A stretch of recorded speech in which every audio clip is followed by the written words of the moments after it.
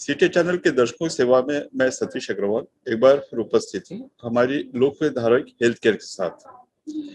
मित्रों, इस श्रृंखला के माध्यम से हम जो समसामयिक विषय होते हैं और खास करके जो पूरे विश्व मनाए जाते हैं, ऐसे दिनों की चर्चा करते हैं और संबंधित विशेषज्ञों द्वारा उनसे मार्गदर्शन हासिल करते हैं।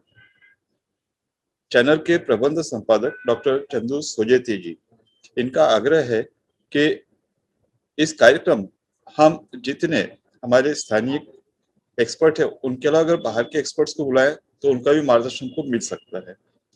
इसी तथ्य को ध्यान में रखते हुए आज जिन विशेषज्ञों को हमने बुलाया है वे नागपुर स्थित वरिष्ठ बाल रोग चिकित्सक डॉक्टर अनिल जी राउत है। सर, स्टोरी में आपका हार्दिक स्वागत है। नमस्कार।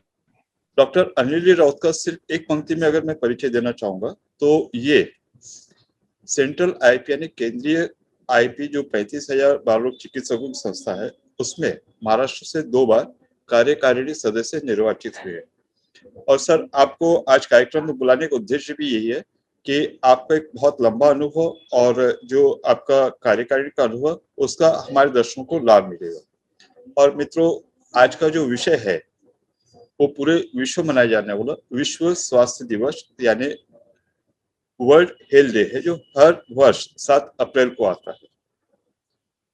मित्रों, इसकी पृष्ठभूमि ऐसे कि वर्ल्ड हेल्थ ऑर्गेनाइजेशन विश्व स्वास्थ्य संगठन का निर्माण सन 1948 में हुआ और ये प्रस्ताव रखा गया कि हर 7 अप्रैल को विश्व स्वास्थ्य दिवस मनाया जाएगा, जिसमें जो एक बहुत बड़ी स्वास्थ्य विषय समस्या है उस पर चर्चा हो और मार्गदर्शन हो। 1950 में पहली बार ये दिवस मनाया गया और इस वर्ष की जो थीम है वो फेयर एंड हेल्थियर वर्ल्ड, क्योंकि हम लोगों ने पिछला जो पूरा वर्ष कोरोना को भोगा है, उसकी जो पीड़ा हमने अनुभव की है, तो उससे संबंधित मार्गदर्शन के लिए हमने सर को आमंत्रित किया।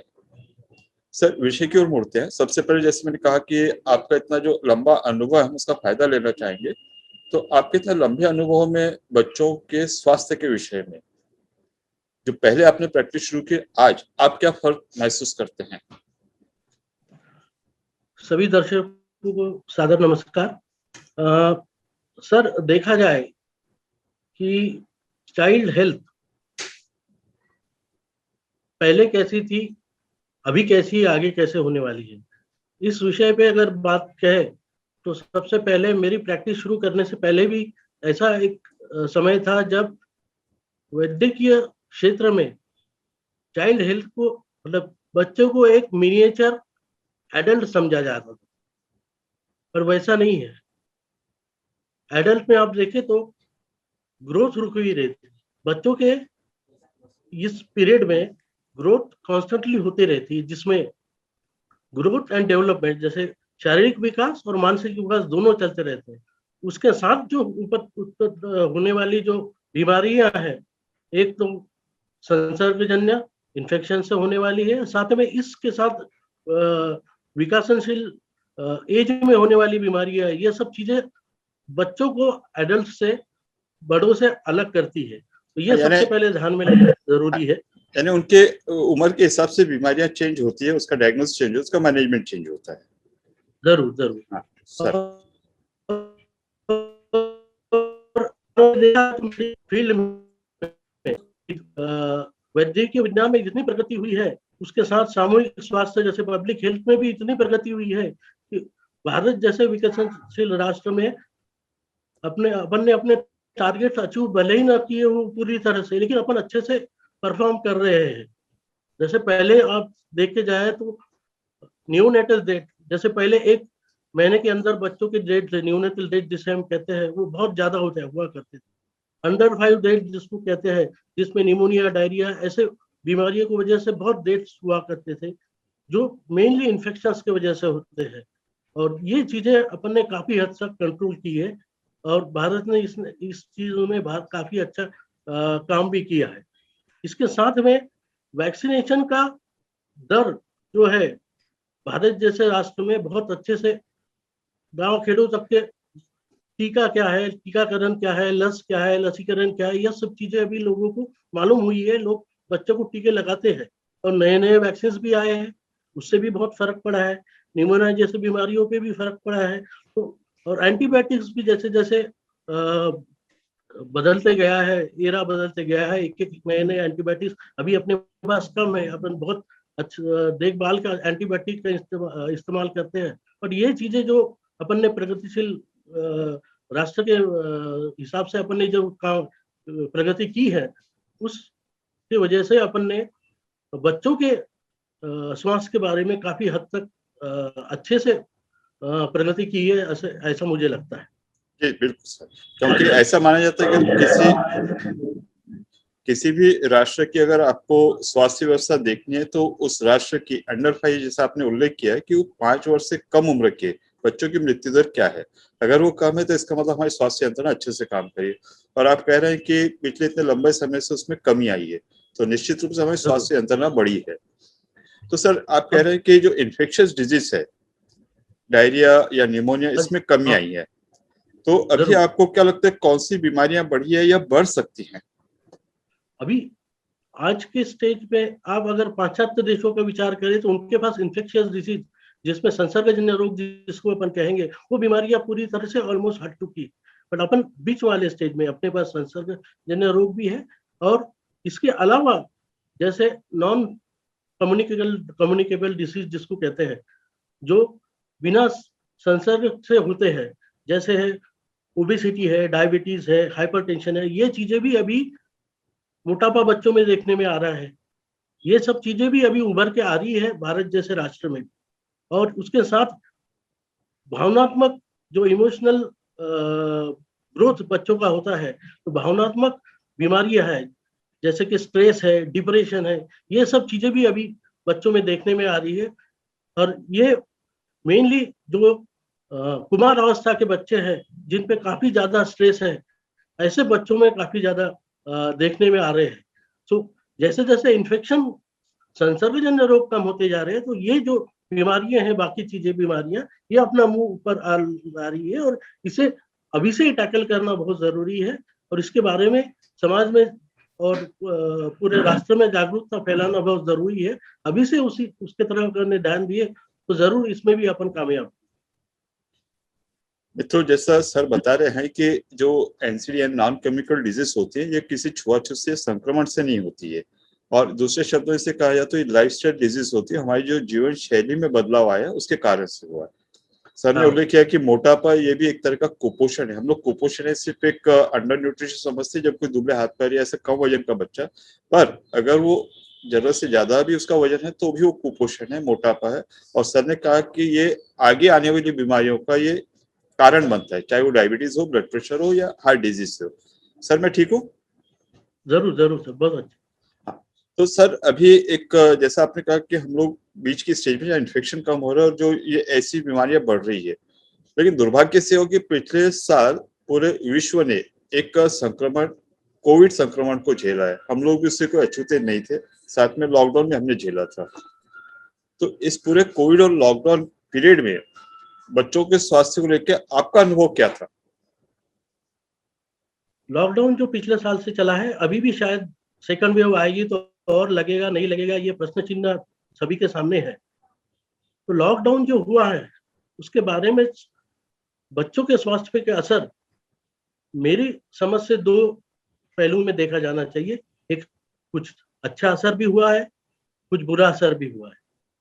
अच्छा असर अगर देखा जाए तो बच्चे इन दौरान बाहर नहीं निकले, कहीं फंक्शन में नहीं गए, किसी होटल में जाके खाना नहीं खाए, तो उससे नेचुरली इन्फेक्शन, कोई गर्दी की दुकान पे नहीं गए, मार्केट नहीं गए, ये सब बंद, तो इन्फेक्शन नेचुरली कम हुए। इन्फेक्शन ये पिछले 1-1.25 साल में कम देखे जा चुके हैं। और इसके साथ में कोरोना की अवेयरनेस जिस तरह से सरकार ने और गवर्नमेंट और नॉन गवर्नमेंट ऑर्गेनाइजेशन ने काफी हद तक काम किया है कि जागरूकता फैलाई है हेल्थ अवेयरनेस के बारे में। वो मास्क लगाना है, हर बार जब भी आप खाना खाते हैं या कुछ करते हैं उसके पहले हाथ धोना चाहिए। हेल्दी डाइट बच्चों को मिलने लगी, बाहर का खाना, कोई फंक्शन में जाना ये बंद हो गया, तो घर का खाना खाने की आदत लग गई है। ये सब चीजें की वजह से हेल्दी डाइट बच्चों को मिली है, तो जरूर ये अच्छी चीजें लॉकडाउन से आई है। पर इसके साथ कम बीमारियां हुई, ये सब अच्छी चीजों के साथ कुछ विपरीत परिणाम भी जरूर हुए हैं।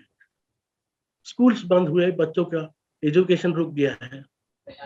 खेलना, व्यायाम करना, अपने दोस्तों से मिलना, यह बच्चों के स्वास्थ्य विकसनशील उम्र में बहुत जरूरी रहता है।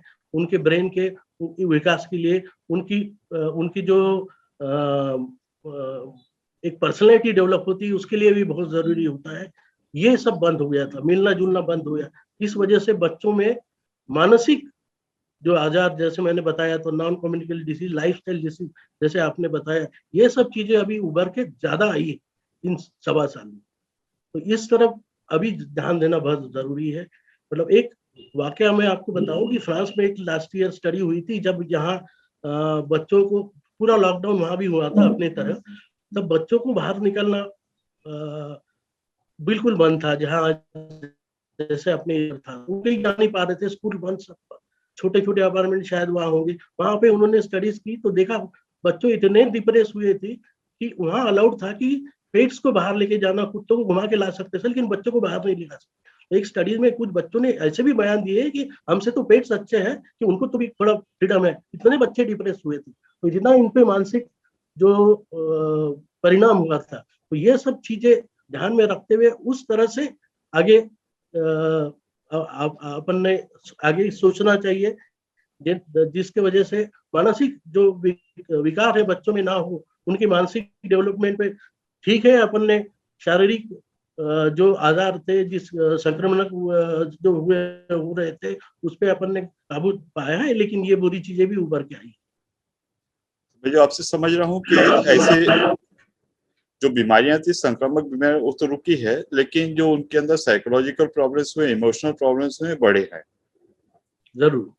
तो सर, ऐसे समय में कि आपने कहा कि भाई पहला लॉकडाउन तो हो गया और शायद दूसरा लॉकडाउन अभी लगेगा नहीं लगेगा, पर प्रतिबंध तो शुरू हो गए हैं, तो ऐसे समय में आप पालकों को क्या सलाह देंगे? सबसे इम्पोर्टेंट है कि जैसे अभी ये सेकंड वेव आ रही है, इसके पहले जैसे गवर्नमेंट ने लॉकडाउन बंद करना शुरू कर दिया था, सब सब चीजें थोड़ा थोड़ा से खुलने लगी थी। स्कूल तक के खुलने की बात चल रही थी, कुछ बड़ों बच्चों की स्कूलें खुल गई थी, कॉलेजेस खुलना शुरू हो गया था। तो गवर्नमेंट के जो रूल्स आते हैं बार बार, उसको फॉलो करके गवर्नमेंट जो भी रूल बनाती है, ये सब चीजें ख्याल में रखते हुए ये चीज बनती है। तो ये सब चीजें, जैसे स्कूल खुलते हैं तो बच्चों को स्कूल में जाना अलाउ करना चाहिए विथ ऑल ड्यू प्रिकॉशंस, जैसे मास्क लगाना है। और सबसे इम्पोर्टेंट है कि आगे चल के टीकाकरण जो है, इस साल भरे में, जो कोविड के टीके की मैं बात नहीं कर रहा हूँ, नॉर्मल वैक्सीनेशन भी बच्चों के बहुत सारे रुके हुए हैं, वो भी आप कंप्लीट करवा सकते हैं, कंप्लीट करवा लिए। बच्चों को जो अभी तक के जो जरूरी टीके नहीं लगे, वो लगवा लीजिए, जिससे उनका प्रोटेक्शन और बढ़ेगा। और जैसे जैसे कोविड वैक्सीन भी बच्चों में आ जाएगा, बड़ों बच्चों में तो शायद जल्दी आ जाएगा, एडोलसेंट्स में, कुमार अवस्था में लग जाएगा। उस चीजों को फॉलो करते हुए और अपना ख्याल रखते हुए बच्चों का भी ख्याल रखना, और उस तरह से आप अगर ग्रेजुअली प्रोग्रेस करें तो इस कठिन अवस्था से अपन जरूर बाहर निकल सकते हैं। तो जैसा आप कह रहे हैं कि उनकी जो सामाजिकता कम हुई है, तो सामाजिकता को हमको बढ़ाना है, तो इस विषय में पालकों ने प्रयास करने चाहिए, और जहां बच्चों का टीका बंद हुआ था, रुक गया था, उसको उन्होंने पूरा देना चाहिए। और साथ ही में मित्रों, एक सलाह ये भी कि जब बड़ों को टीका शुरू हो गया कोरोना के विरुद्ध, जो सरकार निःशुल्क दे रही है, तो सर और हमारी तरफ से आपसे एक अनुरोध है, अपील है कि आप इस टीके को अवश्य लगवाएं, क्योंकि इस विषय में बहुत दुष्प्रचार चल रहा है और बहुत कम इसका टीके का प्रमाण जो है टीकाकरण का कम हुआ है। और इसीलिए आपसे अपील है कि अगर कोई भी शंका हो तो आप उस विषय के विशेषज्ञ से सलाह लेकर उस पर कोई निर्णय लें, बजाय कि कहीं सोशल मीडिया पे कोई मैसेज आ रहा हो, यहाँ पे कोई भ्रांति फैलाई जा रही हो। सर, इस वर्ष की जो थीम है कि फेयर हेल्दियर वर्ल्ड, तो उसका मतलब ये था कि जो बहुत अमीर है, जिनके पास में संसाधन बहुत ज्यादा है, तो वो हेल्थ केयर अफोर्ड कर सकते हैं, और जिनके पास में नहीं है तो उनको हेल्थ केयर मिलती नहीं है। हमारे यहाँ पर ये व्यवस्था है कि जो निर्धन लोग हैं, जो अफोर्ड नहीं कर सकते, उनके लिए सरकारी दवाखाने, जहाँ पे किसी भी तरह का शुल्क नहीं लगता, बिल्कुल निःशुल्क है, बिना चार्ज के। और लोगों में ये टेंडेंसी है कि वो सरकारी दवाखाने के बजाय प्राइवेट में इलाज कराना चाहते। इस विषय में आप क्या सलाह देना चाहेंगे? सरकारी स्वास्थ्य व्यवस्था ये कुछ बड़े राष्ट्रों में भी यह बहुत कंपलसरी है सबको। अपने यहाँ प्राइवेट में जैसे आप इलाज कर सकते हैं, वहाँ वो तो पॉसिबल नहीं होता, इतना बड़ा खर्चा है। तो ये चीजें अपने ध्यान रखना चाहिए कि अपनी यहाँ की जो सरकारी स्वास्थ्य व्यवस्था है काफी अच्छी है। हर छोटे छोटे गांव तक पीएचसी, सब सेंटर, सब मौजूद है। पर अपने यहाँ का पॉपुलेशन देखकर और अपने यहाँ का डॉक्टर पेशेंट रेशियो अगर देखा जाए तो अपने यहाँ 2020 में जो एक सर्वे हुआ उसमें देखा गया है कि भारत में 1456 लोगों के पीछे एक डॉक्टर है, जो कि WHO ने भारत जैसे राष्ट्र को 1000 लोगों के पीछे एक डॉक्टर की बताया है। तो मतलब ऑलमोस्ट 1.5 पर आप अपन कम है। और अमेरिका जैसे राष्ट्र में तो 340 लोगों के पीछे एक डॉक्टर है, इतनी तफावत है। तो निश्चित पॉपुलेशन ज्यादा होने से और doctor patient ratio, doctor population ratio में तफावत होने से अपने यहाँ की जो हेल्थ केयर फैसिलिटीज है, जो सरकार की तरफ से निःशुल्क दी जाती है, उसमें काफी तफावत देखी जाती है। और सबसे इम्पोर्टेंट है कि वहाँ पे जो डॉक्टर्स है वो काम कर रहे हैं, वो भी वहीं से सीख के आ रहे हैं जहाँ से प्राइवेट प्रैक्टिस करने वाले डॉक्टर सीख के आ रहे हैं। बट उसमें जो उपलब्ध सुविधाएं हैं उसमें आप डिफरेंस देखते जाएगी, क्योंकि इतने सारे पेरीफेरी तक लेके जाके व्यवस्था देना है, जैसे छोटे गांव में आईसीयू खोलना, यह सरकार को अभी तक पॉसिबल नहीं होगा। आगे चल के अपने यहाँ भी होगा। इस तरह से कोरोना के विरुद्ध में कोरोना सेंटर्स पेरीफेरी में भी आ रहे हैं, उस तरह से होगा। लेकिन आवश्यक इक्विपमेंट, ड्रग्स, ये वहां तक पहुंचाना अपने पॉपुलेशन के हिसाब से अभी तक पॉसिबल नहीं हुआ है। और इन दौरान इंडिविजुअल अर्निंग कैपेसिटी अपने यहाँ की जो मिडिल क्लास जो ग्रुप है वो बढ़ गया है। उनको लग्जरी भी चाहिए, जैसे एसी रूम्स चाहिए, इस तरह से नहीं मिल पाती जो प्राइवेट हॉस्पिटल में मिल जाती। तो ये तफावत जो दिख रही है, जैसे कोई सरकारी अस्पताल में जाने की कोशिश करे तो वहाँ लंबी कतारें दिखेगी आपको। वहाँ पे इतनी वर्कलोड होने की वजह से वहाँ के स्टाफ में संवेदनशील वागणूक आपको कम दिखेगी। ये सब चीजें अगर छोड़ दे तो निश्चित सरकारी स्वास्थ्य व्यवस्था भी बहुत अच्छे से काम कर रही है। वहाँ पे सब चीजों का अच्छे से इलाज हो रहा है। मेडिकल कॉलेजेस में आप जाके देखें तो उच्च इलाज भी वहाँ होता है। But number of cases, number of patients, ये देखा जाए तो वर्कलोड बहुत ज्यादा होने से वो जो तफावत है वो कम होती है। उस वजह से शायद अपनी समाज में प्राइवेट में इलाज करने की जो आदत अभी लोगों में लग रही है वो शायद बढ़ रही है, क्योंकि अफोर्डेबिलिटी भी बढ़ रही है। मित्रों, सर ने हम सबको काफी निश्चिंत किया है कि जो हमारी केयर और जो सेवा हमको प्राइवेट हॉस्पिटल में प्राइवेट डॉक्टरों द्वारा मिलती है, सरकार अपनी तरफ से पूरी कोशिश करे कि वही सब सेवाएं, वही सब उपकरण उनको सरकारी अस्पतालों में भी मिले। जो सिर्फ एक समस्या है वो है प्रपोर्शन के अनुपात की, कि जहाँ प्राइवेट में आपको 1 to 1 होता है, वहीं पर ज्यादा संख्या मरीजों की है, डॉक्टरों की कम है। इससे इस अनुपात के कारण से हो सकता है कि कहीं किसी को असंतोष दिखे। लेकिन साथ में एक सलाह ये भी कि जब आप जा रहे हैं तो आप पूरे धीरज के साथ में जाइए और उस व्यवस्था पर पूरा विश्वास रखिए। सर, एक दूसरा जो मुद्दा आता है कि आजकल की जो प्रैक्टिस है वो ऐसा कहा जाता है कि स्पेशलिस्ट ओरिएंटेड हो गई है। यानी आपके हार्ट के डॉक्टर अलग हुए हैं, पेट के डॉक्टर अलग हुए हैं, पेट में से भी लीवर के भी डॉक्टर अलग हुए हैं, किडनी के डॉक्टर अलग हुए हैं, ब्रेन के अलग हुए हैं। तो पहले की जो सिस्टम हुआ करती है कि एक जनरल प्रैक्टिशनर जो बड़ों से लेकर छोटों तक को देखता था, पूरे शरीर को देखता था, फिर उसके बाद में बड़ों के डॉक्टर अलग, बच्चों के अलग हुए, अब ये इसमें से हर एक ऑर्गन के डॉक्टर अलग हुए। इस विषय में आपका क्या मत है? सुपर स्पेशलिटी का युग आ रहा है। जैसे पहले जनरल प्रैक्टिशनर थे, एक फैमिली का एक डॉक्टर रहता था, जिसको एक वो फैमिली का एक जनरल प्रैक्टिशनर जो जीपी अपन जिसको कहते थे, वो फैमिली का डॉक्टर होता था। फैमिली डॉक्टर कहलाते थे उनको। वो उनका फैमिली का सबका एक डॉक्टर रहता था, जिसका अप्रोच भी होलिस्टिक रहता था। वो फैमिली को एक मेंबर समझा जाता था और उस तरह से वो बीमारियों का इलाज दवाइयों के साथ उनके साइकोलॉजिकल ट्रीटमेंट भी उसके साथ होती थी। वो उसकी वाला सलाह भी, पार्ट, हाँ उनकी वो सलाह वाला भी ली पार्ट, जाती है। हाँ, तो उसकी सलाह मतलब यहाँ तक के कि घर के रूटीन व्यवहारों में भी उस डॉक्टर का सलाह लेके ही हुआ करता था। इतना जनरल फैमिली फिजिशियन का इन्वॉल्वमेंट हर फैमिली में रहता था। पर उनकी भी अपनी एक मर्यादा थी। एक स्टेज के ऊपर उनके पास इक्विपमेंट नहीं रहते थे, उनके पास उतना नॉलेज नहीं रहता था, उतना उनका हॉस्पिटल या डिस्पेंसरी इक्विप नहीं रहता था, तो वहां तक रुक जाती थी ये हेल्थ फैसिलिटीज। बट ग्रेजुअली अभी स्पेशलिस्ट का, जैसे आपने बताया, दौर आया। अभी सुपर स्पेशलिस्ट का दौर आया। लीवर के डॉक्टर अलग होंगे, ब्रेन के डॉक्टर अलग होंगे, ब्रेन के फिजिशियन अलग होंगे, ब्रेन के सर्जन अलग होंगे। तो इस तरह से ये जो सिचुएशन है, ये भी एक मायने में प्रगतिशील समाज के द्योतक है। तो उस हिसाब से इस जो फैसिलिटीज हमें मिल रही है, उसका भी अपन ने पूरे उपयोग ले लेना चाहिए।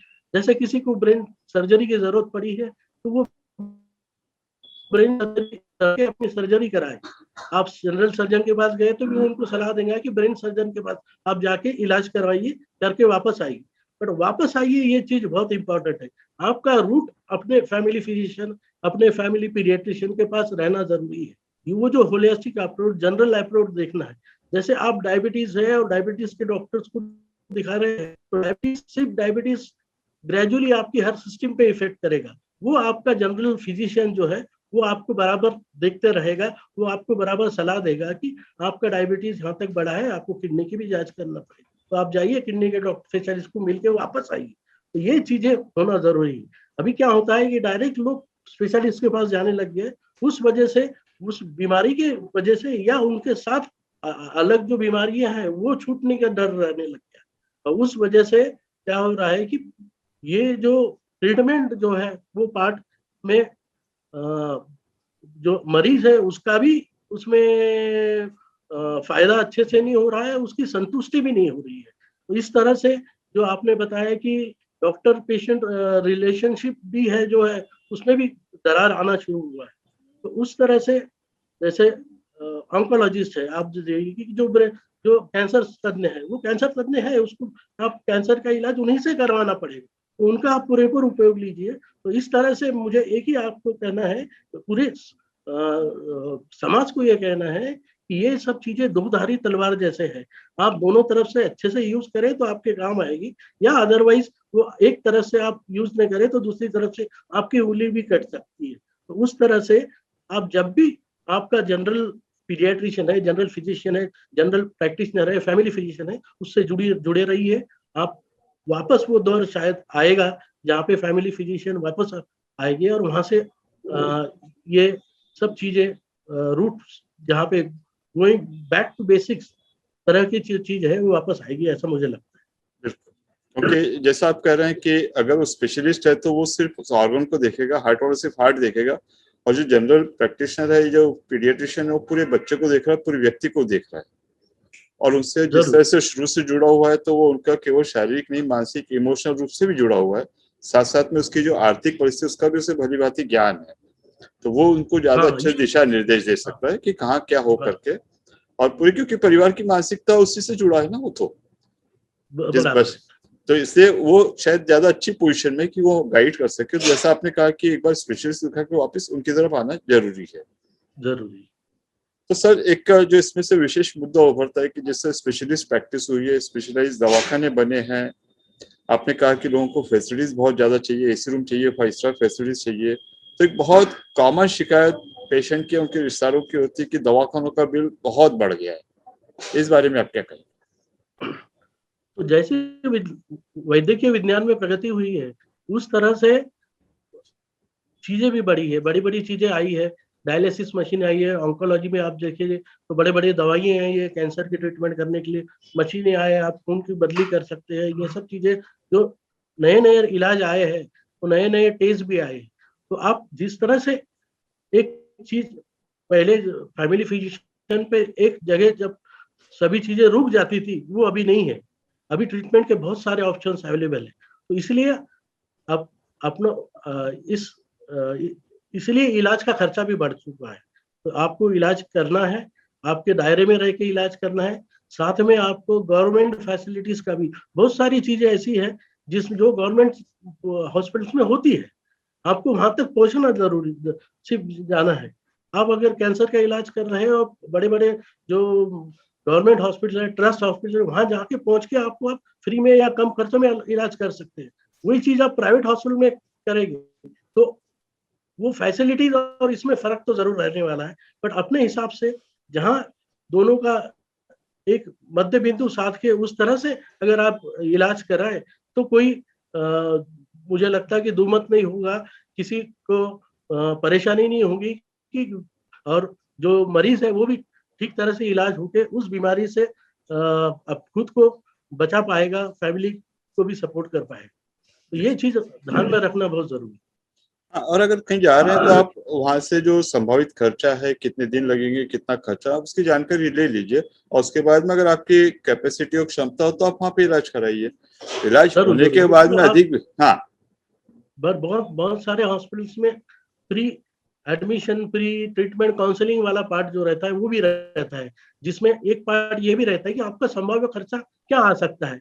आप इस बीमारी के लिए यहाँ इलाज करने आए तो हमारे यहाँ इस तरह से ये वार्ड में आप रुके तो इतना खर्चा आएगा, जनरल में रखेंगे तो इतना आएगा, रूम ऐसी लोगे तो उतना आएगा, आप एसी रूम लोगे तो इस तरह से आएगा। तो यूजुअली ट्रीटमेंट उस तरह से खर्चा बढ़ता है। जो आप अगर पहले से ही इस तरह से आप बैटरी बैटरी काउंसलिंग बैटरी करवा ले, तो उनसे बात करवा ले, तो उस तरह से आप अपना खर्चे का जो बजट है उस तरह से करके अपने बजट में इलाज करवा सकते हैं। कोई बड़े हॉस्पिटल में भी इस तरह से बात हो सकती है। अगर आप पहले से ही वहाँ अपने बजट को लेकर जाके बात परामर्श करें, काउंसलिंग खुद की करवा लिए, उनसे बात कर ले तो ये सब जरूर होगा। आप चाहेंगे कि बहुत बड़ी अच्छी, हर कोई चाहता है कि मेरे मेरे पिताजी, मेरा बच्चा, इनकी सबसे दुनिया में सबसे अच्छी ट्रीटमेंट हो जाए, बट उसके साथ जो लगने वाला खर्चा है तो जरूर ये एक फैसिलिटी बड़ी बड़ी बिल लगेगी तो खर्चा भी बढ़ेगा। तो आपको उस तरह से खुद को भी तैयार रखना पड़ेगा, आपके बजट के हिसाब से ये लेना पड़ेगा। बहुत सारी ट्रीटमेंट, आप दवाइयों पे कॉम्प्रोमाइज मत कीजिए, आप अच्छे डॉक्टरों के कंसल्टेशन पे कॉम्प्रोमाइज मत करिए, बट ये जो दूसरी चीज है लग्जरी वाली पार्ट जो है उस पे आप जरूर अपने बजट के हिसाब से कॉम्प्रोमाइज करके उस हिसाब से अपने मरीज का इलाज करवा सकते।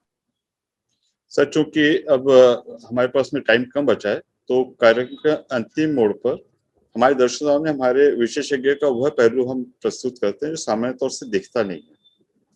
आपका बहुत शांत स्वभाव है, कम बोलते हैं आप, और लेकिन मित्र लोग बहुत बड़ा है। पर मैं उस सब पे नहीं जा रहा हूँ, मैं आपसे ये पूछ रहा हूँ कि आपकी सबसे पसंदीदा मूवी कौन सी है और कारण क्या है उसका? बहुत संक्षेप में, क्योंकि टाइम हमारे पास में कम है। मतलब मेडिकल फील्ड से जितने भी सवाल सर आपने पूछे उसको तो मैं इजीली जवाब दे पाया हूँ। इस प्रश्न के लिए मुझे रिसेंटली देखी हुई मुझे एक मूवी एकदम से याद आई, थ्री इडियट्स जैसे। क्यों? थ्री इडियट्स मूवी जी थी जिसमें जिसमें समाज के बारे में बहुत अच्छे से, बच्चों के बारे में, पर्टिकुलरली बच्चों के बारे में, कैसा बच्चों का विकास, एडोलसेंट्स, कॉलेज गोइंग स्टूडेंट्स, कुमारावस्था के बच्चों के साइकोलॉजी के बारे में बहुत अच्छी तरह से उस फिल्म में दर्शाया गया है। उसका टेक होम मैसेज था कि बच्चों को अपने हिसाब से आगे विकसित होने दीजिए, उनको क्या बनना है, अपनी इच्छाएं उन पे मत थोपिए, उनको क्या बनना है आप उसके लिए जरूरत पड़े तो उनसे काउंसलिंग कराइए। आजकल बहुत सारी काउंसलिंग होती है, बच्चा क्या बनना चाहता है जबरदस्त से उसको, अपन ने जो सोचा है आप नहीं जो बन सके वो बच्चे को बनाने के पीछे मत रखिए।